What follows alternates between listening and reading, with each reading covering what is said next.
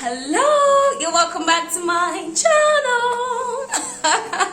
Okay, so it's like I'm gonna make this like our welcome anthem on this channel because it's becoming spontaneous for me to just do all of that whenever I want to shoot a video for you guys. But then welcome once again. If you're just meeting me for the first time, my name is Joy and I am your host on this channel. So what we do here is we give you so much value at regarding business, fashion and lifestyle. So this is one channel you don't want to miss subscribing to. So before you do any other thing, before you get distracted, just hit that red button you're seeing there, subscribe, turn on post notification, because the day you do that is the day you're gonna see some transformation. I bet you, I'm not a prophetess, but I bet you're gonna see some transformation because the value we share here is top notch. The kind of value people pay money to learn is what we share here, right? So hit that subscription button. Okay, so let's get into today's business. Yeah, I'm super excited and pumped. So if you want to know what we're talking about today, you want to stay tuned.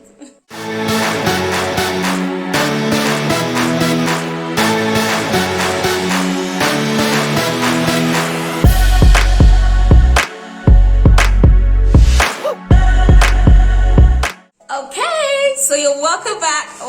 I'm excited to have you through to this point. Okay, so today we're going to be talking about 3 common mistakes that fabric vendors make, or intending fabric vendors as well. All right, so these mistakes are very grievous, and if you are making these mistakes that I'm about to call, you just want to jump out of these WhatsApp groups because you're not going to be doing yourself any good if you're still making these mistakes. Okay, so let's go into number 1 mistake. So the number 1 mistakes that fabric vendors make is we do not have an advertising budget. Like, okay, you run a business, all right?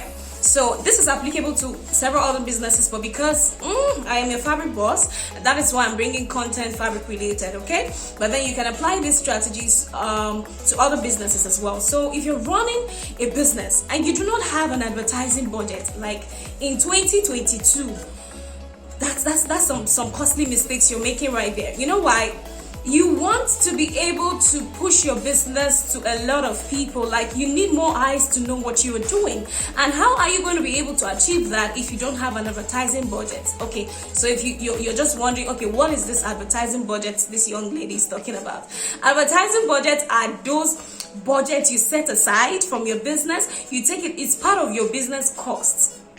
All right, so just like you budget the cost of your goods, you need to stock up your goods, you need to buy fabrics, you need to pay rent for your shop, you need to pay for transportation, you need to pay your staff if you have one.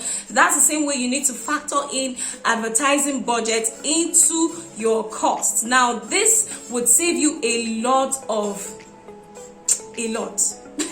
So you factor this advertising budget into your cost so that your business is constantly out there. Like, a lot of people are seeing your business on a day-to-day basis. Now see, businesses have moved from the point where we used to do, hey, come and buy my product, or basically what I call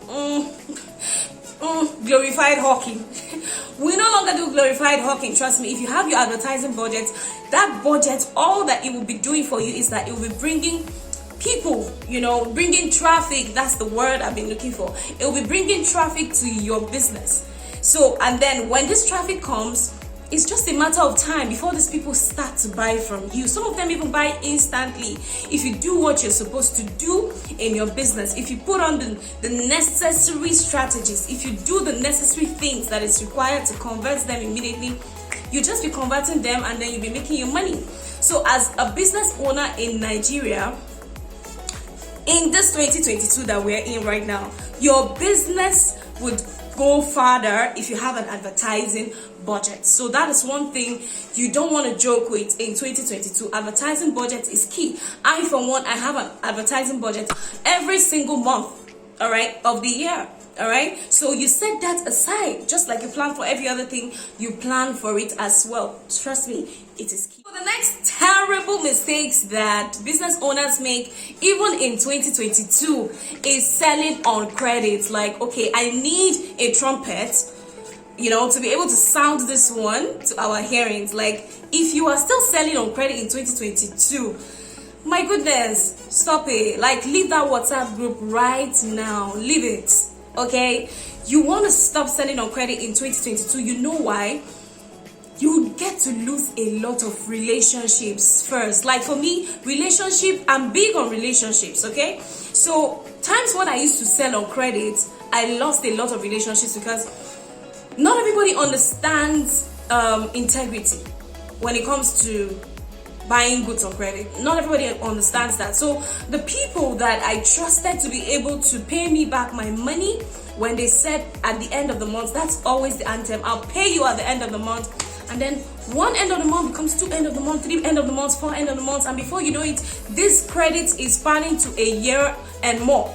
Okay, so I lost a lot of relationships because I trusted these people.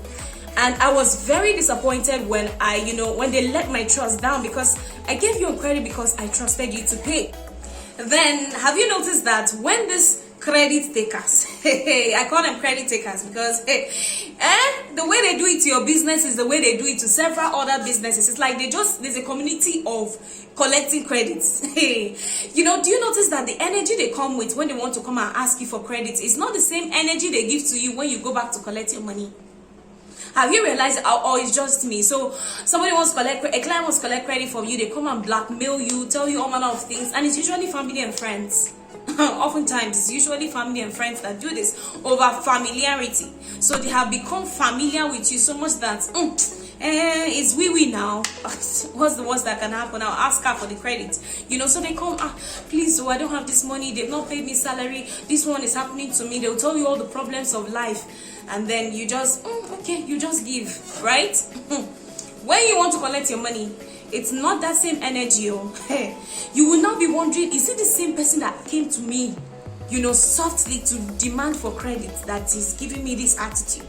Another thing that makes us give our goods on credit is fear. Like, okay, if I don't give this person on credit, am I going to be able to sell this product? Will this product leave my hand? This product has been with me for 3 months, 4 months, 5 months. Who is going to buy it? So you just see yourself giving your goods out on credit. That's because you're not doing the right things in your business that brings about sales. All right, but that's a topic for another day. I'm going to be delving into that properly in another video.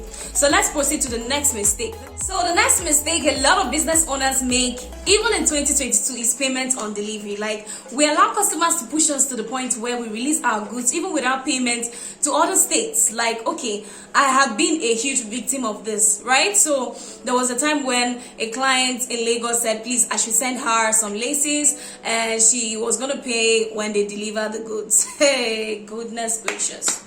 Listen to my story and please learn. All right, sometimes we learn from you don't have to experience these things, learn from other people's stories. So I sent my goods all the way to Lagos, and then when these goods got to Lagos, they called this client, and she said for some reason that she's no longer interested in the lace, that she has gotten what she wanted from somewhere. She was just giving flimsy excuses, but the summary of everything was that she was no longer interested.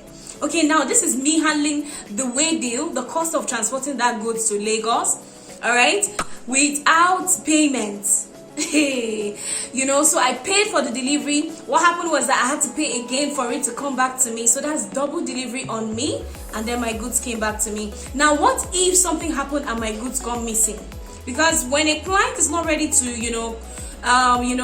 be available or take responsibility for their goods, anything can happen along the way. Okay, some people have lost their goods in the process of payment on delivery.